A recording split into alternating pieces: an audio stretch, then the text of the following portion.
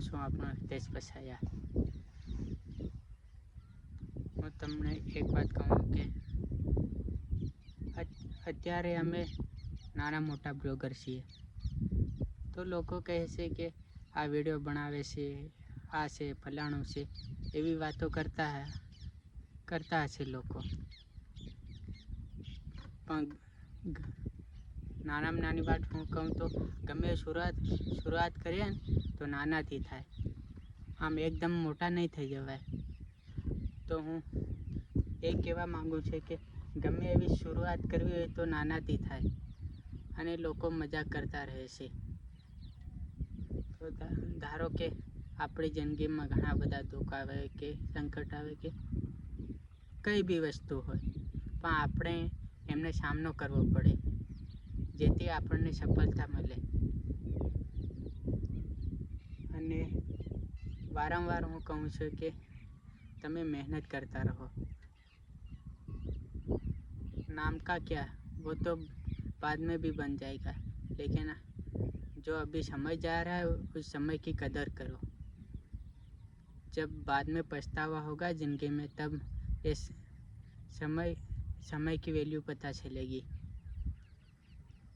अभी तो आप अपनी मौज मस्ती में रहते हो, बाद में पता चलेगा कि बुढ़ापे में काम करना पड़ेगा, तभी याद आएगा ये बचपन।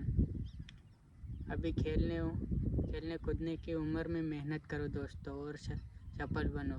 लोग क्या कहेंगे उसके बारे में कुछ भी ना सोचे।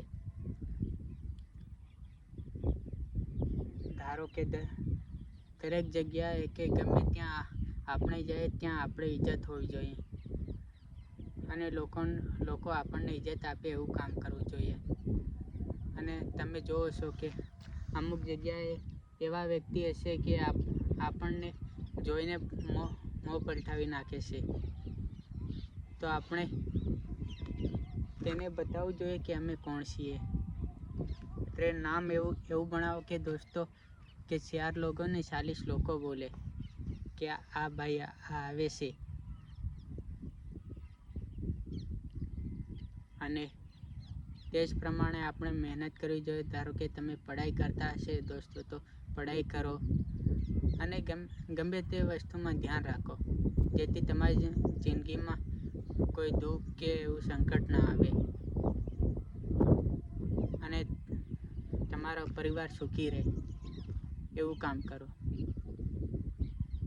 લોકો આ કરે છે તે કરે છે એવું ધ્યાન ના રાખો, આપણે આપણા મનથી કરવાનું કામ, જે કામ ભાવે એ કરો, પણ સારું કામ કરો, જેથી આપણો પરિવાર અને આપણે અને આવનારી પેઢીઓ એ પણ ખુશ રહે। તે જ રીતે હું કહું છું કે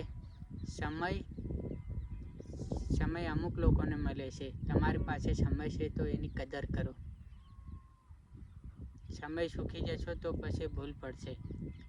સમયની સાથે સાથે તમે જોડાઈ જાઓ અને કામ ધંધો કરો, કે તમે જે કરતા હોય કરો, પણ સમયની કદર કરો, જેથી આગળ તમે લાઈફમાં સક્સેસફુલ થાઓ। અને લોકો આવું કહે છે તે કહે છે એવું ધ્યાન ના રાખો। ધારો કે આપણે કામ કરીએ છીએ, હમણાં કામ કરવું હોય તો સવારે 8 વાગે લાગી જવું અને સાંજે 6 વાગે બી છૂટવું, આખો દિવસ ગધા મજૂરી કરવી પડે, ત્યારે તો માંડ સાંજે 300 રૂપિયા દેખાય છે। તો એટલે દોસ્તો હું તમને કહું છું કે તમે પઢાઈ કરો એ પૂરી રીતે સારી રીતે ભણો, જેથી તમારા મા બાપને ખુશી મળે કે અમારો છોકરો ભણે છે, આવું કરે છે। પણ તમે જો ભણવાને બાને કે ગમે કોલેજ કરતા હો તો કોલેજ સારી રીતે કરો, મા બાપના પૈસા ના વગાડો ખોટી રીતે, અમે કોલેજ જઈએ છીએ આવું કરીએ તેવું। તમે ભણવામાં ધ્યાન રાખો દોસ્તો। આ ઉંમર છે એ મોજ મસ્તીની નથી દોસ્તો। તમારે અત્યારે સક્સેસફુલ થવાનું, પછી તમારી પાસે સારી નોકરી હોય કે પૈસા હોય તો તમે મોજ મસ્તી પછી પણ કરી શકો છો।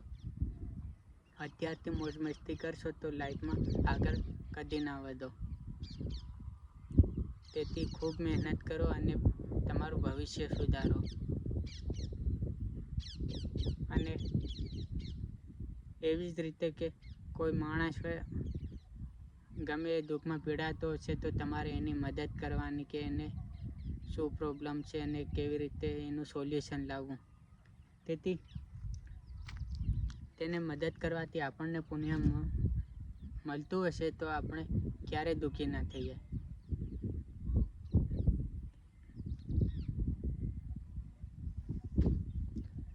અને હા દોસ્તો, ધારો કે મિસ્ટર ઇન્ડિયનને હેકરને દેખો, એ સામાન્ય પરિવારમાંથી ગરીબ પરિવારમાંથી આવેલા છે. અત્યારે બહુ મોટા યુટ્યુબર થઈ ગયા છે.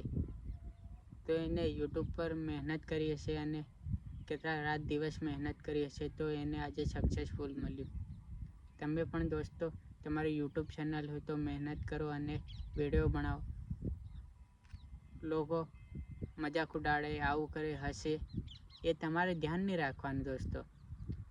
એ તો બધા લોકો કહેતા રહેશે અને એ તો કહેતા રહેશે ને આપણે વિડીયો બનાવતું રહેવાનું.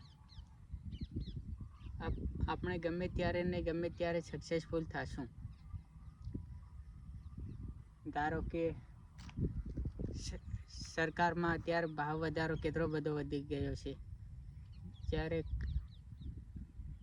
કપન આવે કે માણસને ઓડાડવામાં જે માણસ મૃત્યુ પામે છે એ કપન ઉપર પણ સરકારે જીએસટી લગાવી દીધી છે. વિચાર કરો. હવે શું કહેવું સરકારને? ધારો કે શાકભાજીમાં કે દરેક વસ્તુમાં સરકારે ભાવ વધારો કરી નાખ્યો છે. એક % બી વસ્તુ પર ભાવ વધારો કર્યો છે સરકારે. તો આપણે શું કરવું જોઈએ? આવી રીતે આપણા ગરીબ માણસ શું કરે અને કઈ રીતે ઉપર આવે? તો આ મારો વિડીયો વધુમાં વધુ શેર કરો દોસ્તો અને મારે 1 મિલિયન વ્યૂઝ કરાવો. આપણે કોઈ બી દિવસ કે ગમે ત્યારે જિંદગીમાં ખરાબ કામ ના કરવું જોઈએ.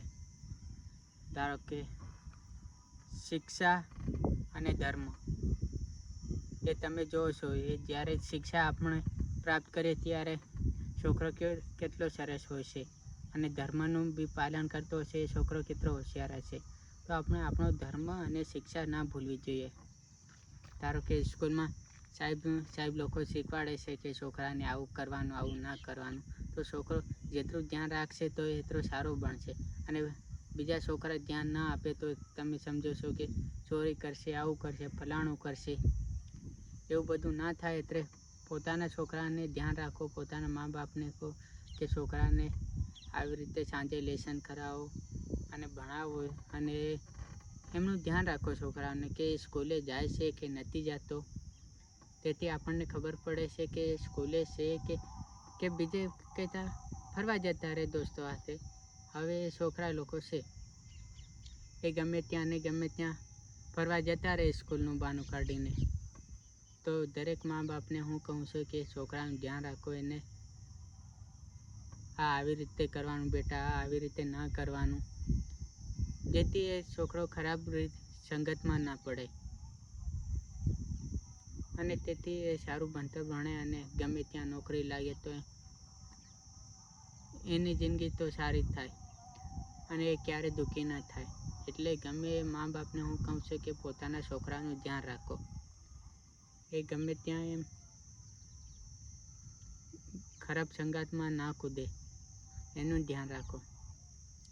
તો કે આપણા શ્રી ગાંધીજી બાપુ, એ જ્યારે એક સ્ત્રીને જોઈ ત્યારથી એને પહેરવેશ એને વકીલનો કોટ એવું કાઢી મૂક્યું હતું અને એક ધોતિયું લઈને એ યાત્રા કરવા નીકળ્યા હતા. વિચાર કરો, આટલા મોટા માણસ છે ને આવું કરે તો દેશ વિશે વિચાર્યું તો સારી વાત કહેવાય ને. તો આપણે એમના જેટલું તો ના થાય પણ આપણે આપણી રીતે આપણા દેશને સારું એવું વર્તન રાખીએ કે જેથી કોઈ બી વ્યક્તિ આવે કે કોઈ બહારના દેશના વ્યક્તિ આવે તો કહે છે કે ના, ભારત દેશ તો સારો છે અને તેથી આપણને ગર્વ થાય. તો હું દરેક આદિવાસી ભાઈઓને કે દરેક સમાજના લોકોને કે આપણા દેશનું નામ ખરાબ પડે બહાર એવું ક્યારેય ના વિચારવું. જય હિન્દ, જય ભારત.